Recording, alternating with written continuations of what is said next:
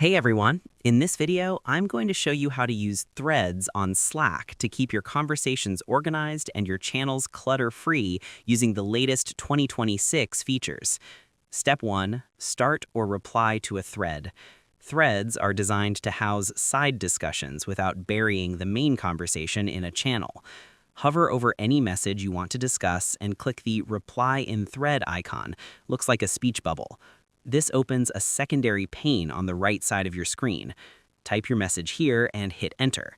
In 2026, Slack has improved the split view, so you can keep this thread pinned on the right while you continue to browse other channels on the left.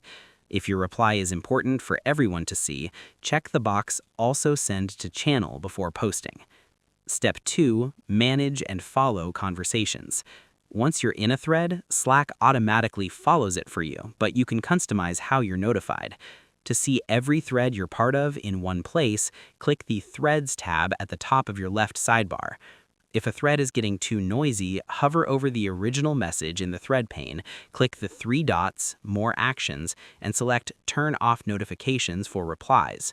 Conversely, if you want to stay updated on a discussion you haven't joined yet, select Get Notified about new replies. This ensures you only get pinged for the deep dives that actually matter to your work. Step 3. Use the unified activity feed.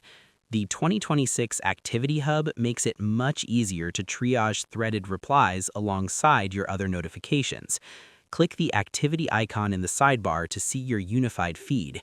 Instead of jumping between individual channels, you can now filter your activity specifically by threads.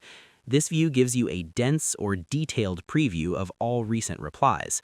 You can reply directly from this feed or use the Clear button to remove threads you've already read, keeping your digital workspace clean and focused.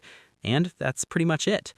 To master threads in 2026, use the Reply in Thread icon to move detailed chats out of the main channel, monitor your discussions via the Threads sidebar tab, and use the Activity Hub to quickly triage and clear notifications. I hope this helped you out, and I see you in the next one.